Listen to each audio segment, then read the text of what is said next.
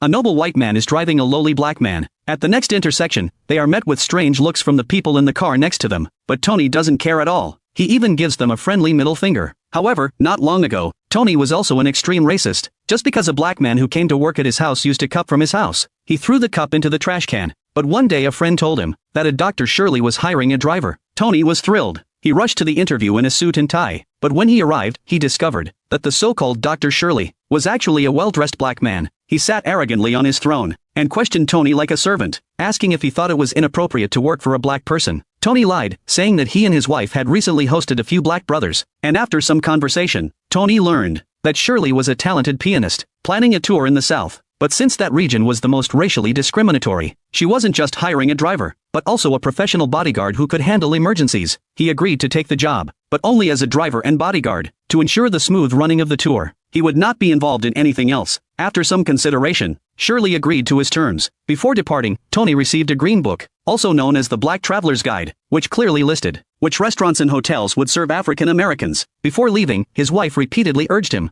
to write to her often when he had the chance. Though Tony could barely read, he agreed to do so to please his wife. He agreed. After receiving the sandwich his wife had carefully prepared, Tony embarked on this extraordinary journey. Along the way, Sherry repeatedly reminded Tony of her rules. The piano must be a Steinway. A bottle of whiskey must be prepared in the room every night. And she also demanded that Tony not smoke while driving, and keep both hands firmly on the steering wheel. This annoyed Tony greatly, but he kept his word, focusing solely on driving and acting as a bodyguard, ignoring everything else.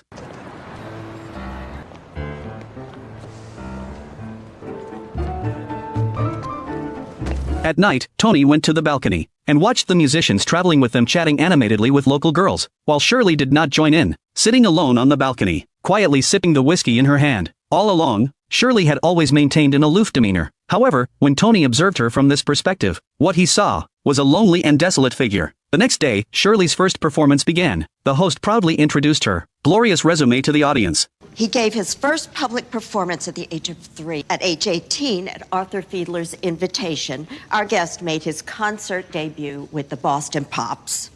He holds doctorates in psychology, in music, and in the liturgical arts. And he has performed at the White House twice in the past 14 months.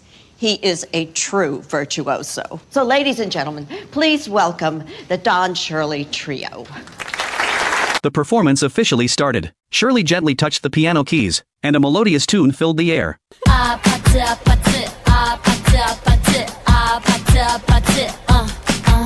Though Tony knew nothing about music, and couldn't understand the titles the host mentioned, he could clearly sense that Shirley had been walking this lonely musical path for a very long time. However,